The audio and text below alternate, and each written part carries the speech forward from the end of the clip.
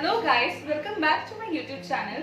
So here we are with another video. In the last topic we completed right to equality, the fundamental rights, and here we will continue with Article 15. Article 14 to 18 right to equality में ही include किए जाते हैं.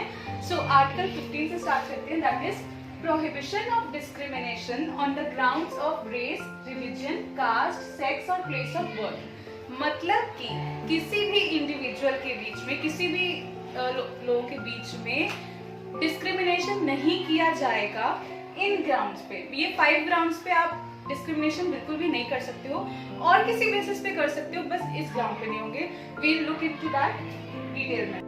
So the first statement is the state shall not discriminate against any citizen on grounds only of race, religion, caste, sex और place of birth. मतलब कि state की definition हम पहले ऑलरेडी आर्टिकल 13-12 में पढ़ चुके हैं कि स्टेट किसमें इंक्लूड किया जाता है. ठीक है, सो पहली बात तो जो स्टेट की जितनी भी हमारी चीजें हैं, जो भी हमारी गवर्नमेंट इंस्टीट्यूशंस हैं, वो डिस्क्रिमिनेशन नहीं कर सकते हैं किसी भी इंडिविजुअल के अगेंस्ट इन ग्राउंड्स पे. डिस्क्रिमिनेशन हो सकता है, और वो कैसे होगा मैं बताऊंगी, अलग ग्राउंड्स पे हो सकता है, बट इन ग्राउंड्स पे नहीं होना है. And this right is enforceable only against state and not on other individuals.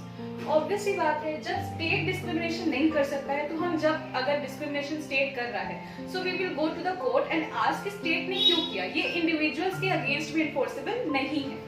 And the next is no citizen shall be subjected to any disability, liability, restriction or condition. अब इन चीजों का मतलब क्या है? मतलब कि कोई भी सिटीजन को नहीं रोका जा सकता, मतलब रेस्ट्रिक्ट नहीं किया जा सकता, किसी डिसेबल कंडीशन, ये सब चीजें नहीं रेस्ट्रिक्ट नहीं किया जा सकता. किस चीज से? On the grounds only of, in 5 grounds के बेसिस पे आप रिस्ट्रिक्ट नहीं कर सकते हो या उसको कोई डिसएडवांटेजेस नहीं दे सकते हो एक इंडिविजुअल को. किस चीज की? Access to shops, hotels, public restaurants. एक तो पब्लिक स्टेट के अंदर की जितनी भी चीजें आ रही हैं, मतलब कि एडेड बाय स्टेट जितनी भी चीजें आ रही हैं उनमें भी, एंड इंक्लूडिंग सम जगह shops, hotels, uses of wells, tanks, bathing ghats, roads, इन जगहों पे अगर आपको रोका जा रहा है, रिस्ट्रिक्ट किया जा रहा है, कुछ भी चीज डिस्क्रिमिनेशन कहीं पे भी हो रहा है, देन यू और ये राइट जो है हमारा इन्फोर्सेबल है against the state as well as the individuals. मतलब कि अगर हो रहा है, अगर इंडिविजुअल्स कर रहे हैं आपके साथ डिस्क्रिमिनेशन, तो भी आप कोर्ट में जा सकते हो, एंड अगर स्टेट की तरफ से हो रहा है, then also you can move to the court. Okay, again article 15 is not absolute as it has some exceptions. और हमारे एक्सेप्शंस कौन से हैं? The state is permitted to make any special provision for women and children. अब मैंने बोला था अभी कि डिस्क्रिमिनेशन हो सकता है, बस उन 5 ग्राउंड्स पे नहीं कर सकते आप. मतलब कि आप इन 5 ग्राउंड्स के बेसिस पे नहीं कर सकते, बट और बेसिस पे डिस्क्रिमिनेशन हो सकता है. Like the state is permitted, आप स्टेट को परमिशन दी जाती है कि वो लॉ पास कर सकते हैं. किसके लिए? Special provisions for women and children. For example reservation, women और चिल्ड्रन के लिए रिजर्वेशन करी जा सकती है, एंड डिस्क्रिमिनेशन किया जा सकता है बाकियों से इस बेसिस पे. Next is the state is permitted to make any provision for advancement of educationally and socially backward classes of citizens or for SCs and STs. ये कहाँ से आया था? ये फर्स्ट कॉन्स्टिट्यूशनल अमेंडमेंट एक्ट 1951 से इंक्लूड किया गया था हमारा एक्सेप्शन, जो कि इट मीन्स कि स्टेट जो है उसको ये परमिशन दी जाती है कि जो वो प्रोविजंस बना सकते हैं, लॉ पास एक्ट बना सकते हैं. किसके लिए? एससी और एसटी के लिए स्पेशल प्रोविजंस बनाए जा सकते हैं. मतलब कि उनके लिए भी भाई रिजर्वेशन आ जाएगी. फिर हमारे the state is permitted to make any provision for advancement of educationally and socially backward classes that's एससीज एंड एसटीज रिगार्डिंग, किसके regarding? Admission to educational institutions. अब उसके अंदर हमारे प्राइवेट भी इंक्लूड हो जाएंगे. ठीक है, गवर्नमेंट तो इंक्लूड होंगी, प्राइवेट भी, एडेड और अनएडेड बाय द स्टेट. अब उसमें आपकी प्राइवेट में आपकी हेल्प कर रहा है स्टेट या नहीं कर रहा है, दैट डजंट काउंट. आपको एडमिशन, जब आपका एडमिशन हो रहा है उस टाइम पर स्टेट को ये परमिशन दी जाती है कि वो स्पेशल प्रोविजन बना सकते हैं एससीज और एसटीज के लिए, एक्सेप्ट उसमें माइनॉरिटी इंस्टीट्यूशंस को इंक्लूड नहीं किया जाएगा. माइनॉरिटी इंस्टीट्यूशंस वो होते हैं जैसे कि कहीं पे कहीं बिल्कुल छोटे से एरिया में एक माइनॉरिटीज, मतलब उनकी खुद की माइनॉरिटीज हैं, जो वहाँ पे ट्राइब है कोई, और उन्होंने अपना मिलकर इंस्टीट्यूशन स्टार्ट किया है, तो वहाँ पे आपको रिजर्वेशन नहीं दी जा सकती है. ठीक है, मतलब यहाँ पे आपको रिजर्वेशन मिलेगी. This is included by 93rd constitutional amendment act 2005 यहाँ पे जब आप एडमिशन लेने जा रहे हो वहाँ आपको रिजर्वेशन मिलेगी, बस माइनॉरिटी इंस्टीट्यूशंस में नहीं इंक्लूड किया जाता है, बाकी प्राइवेट एंड गवर्नमेंट में इंक्लूड किया जा रहा है, ठीक है। Next is the state is empowered to make any special provision for economically weaker sections of citizens. पहले क्या था, पहले ऑलरेडी इतनी रिजर्वेशन दी हुई है, अब 103rd कॉन्स्टिट्यूशनल अमेंडमेंट एक्ट 2019 से ये एक्सेप्शन भी इंक्लूड किया गया है, इकोनॉमिकली वीकर सेक्शंस 10% रिजर्वेशन और दे दी गई है इकोनॉमिकली वीकर सेक्शंस के लिए कि अब आप उनके लिए भी स्पेशल प्रोविजंस मतलब कि रिजर्वेशन इंक्लूड कर सकते हो। और एक चीज और कि नॉट मोर देन 27%, नॉट मतलब जो हमारे सेंट्रली इंस्टीट्यूशंस होते हैं, एजुकेशन इंस्टीट्यूशंस होते हैं, वो उसमें 27% से ज्यादा रिजर्वेशन मतलब IIMs हो गई, IIT, इन सब में 27% से ज्यादा रिजर्वेशन नहीं की जा सकती है, okay. Also one more point two include, जो हमारे सेंट्रली एजुकेशनल इंस्टीट्यूशंस हैं, जो हमारे सेंट्रल की तरफ से इंक्लूड किए जाते हैं, IIT, IIM, इन सब में आप SC को दी जाती है 15%, ST 7.5% and OBCs to mention this not more than 27% reservation has to be given to them। आप उससे ज्यादा रिजर्वेशन नहीं दे सकते हो, ये OBCs के लिए मैं स्पेशली यहाँ पे मेंशन किया गया है, तो not more than 27% reservation. Also ये सबसे ज्यादा इंपॉर्टेंट अभी क्योंकि ये रिसेंटली हुआ है, इकोनॉमिकली वीकर सेक्शंस को 10% रिजर्वेशन अभी इंक्लूड करी गई है, ठीक है। So this is all article 15 about कि डिस्क्रिमिनेशन हो सकता है, 5 ग्राउंड्स के बेसिस पे नहीं हो सकता, उन बेसिस पे नहीं कर सकते, बाकी स्पेशल प्रोविजंस की परमिशन दी गई है हमारे स्टेट को कि आप बना सकते हो, बस उन 5 ग्राउंड्स पे आप नहीं कर सकते। Now we will move to article 16 and detail में रिजर्वेशन पढ़ेंगे।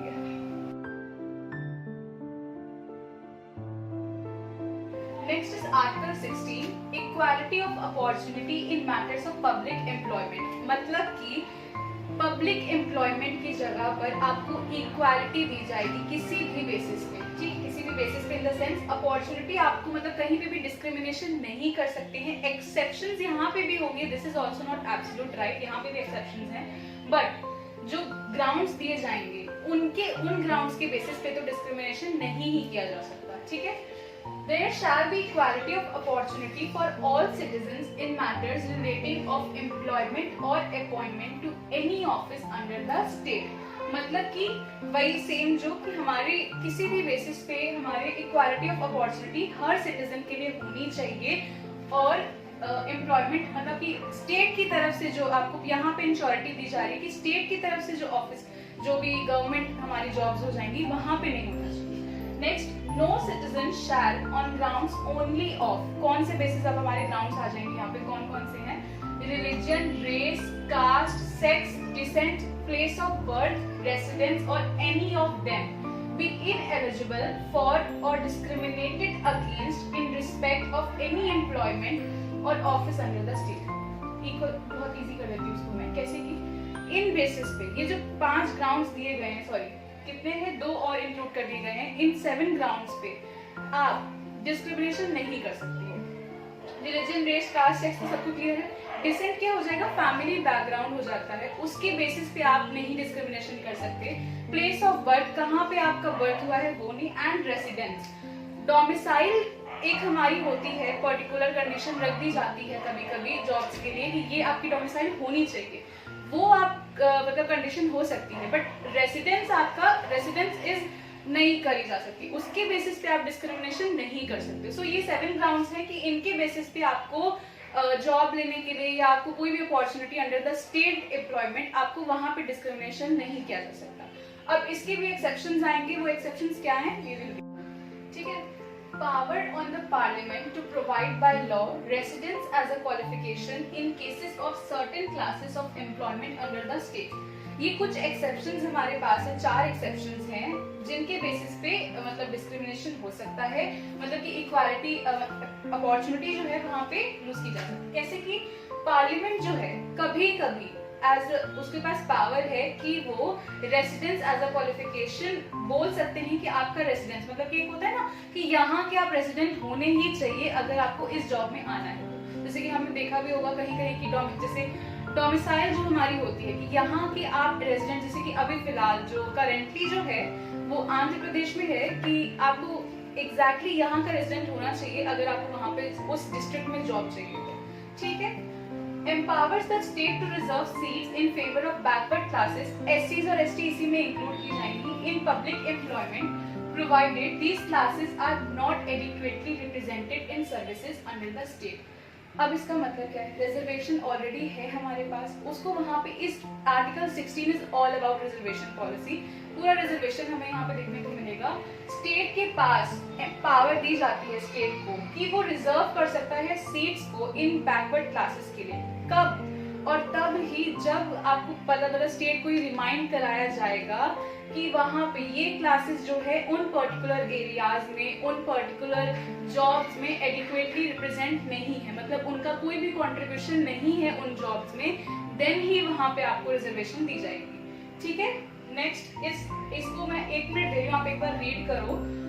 इसमें ऑल अबाउट इज दिस की रिलीजन को एक क्वालिफिकेशन एज अ क्वालिफिकेशन दिया जा सकता है अगर जो भी हमारी एम्प्लॉयमेंट है वो मॉस्क, टेम्पल्स, इन सब बेसिस पे है, तो आपको रिलीजन एज अ क्वालिफिकेशन दिया जा सकता है। ठीक है, कि मतलब अगर आपको यहाँ का इट्स लाइक कि अगर आपको वहाँ इस टेम्पल में जॉब चाहिए, कहीं और जॉब चाहिए, तो आपका इस पर्टिकुलर रिलीजन से आप होने चाहिए। ठीक है, नेक्स्ट जो है हमारा फोर्थ जो है एक्सेप्शन, दैट इज अगेन 10% आपकी जो इकोनॉमिकली वीकर सेक्शंस के लिए, जो हमने लास्ट अभी पढ़ा था 15th में, आर्टिकल 15 में सेम वही है।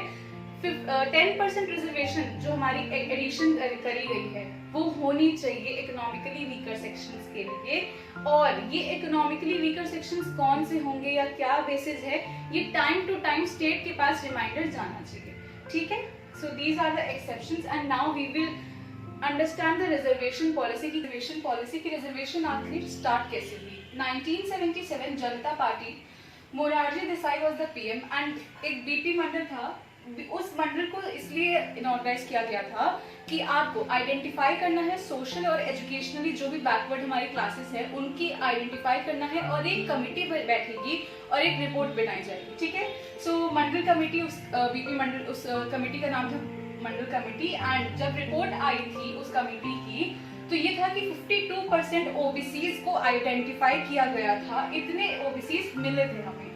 The committee gave the suggestion that 52% OBCs के लिए रिजर्वेशन कितनी मिलनी चाहिए? 27% of the seats should be reserve for the OBCs. ठीक है, बट द गवर्नमेंट फेल।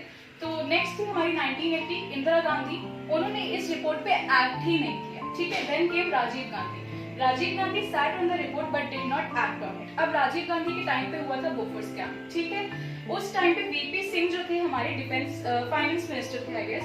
ठीक है, अब उन्होंने, because he was a very good leader, उन्होंने अपना सपोर्ट विड्रॉ कर लिया, उन्होंने पार्टी को छोड़ दिया। ठीक है, उनके अकॉर्डिंगली इस मतलब वीपी सिंह जब आए, फिर पार्टी पावर में आई, उन्होंने इम्प्लीमेंट किया, इस रिपोर्ट को इम्प्लीमेंट किया।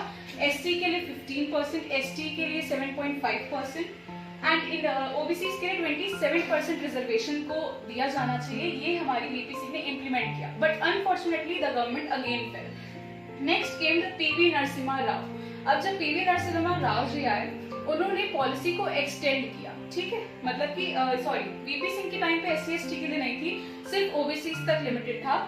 अब पीवी नरसिम्हा राव ने एक्सटेंड कर दिया पॉलिसी को और एससी और एसटीज के भी निकाला। ठीक है, ये रिजर्वेशन यहीं पे कंप्लीट हो गया। अब उसके बाद इन्होंने, ये पीवी नरसिम्हा राव जी ने भी बोला था कि 10% इकोनॉमिकली वीकर सेक्शंस के लिए भी होनी चाहिए, बट उस टाइम पे सुप्रीम कोर्ट ने स्ट्रक डाउन कर दिया था इस बात को।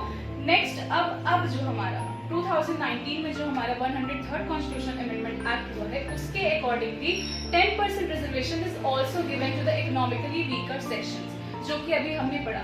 This is all about the reservation policy. ठीक है, now this completes with article 15 and 16। 2 articles are left in right to equality that we will study in another video. So thank you for watching. If you like the content, please do like, share and subscribe. Thank you so much.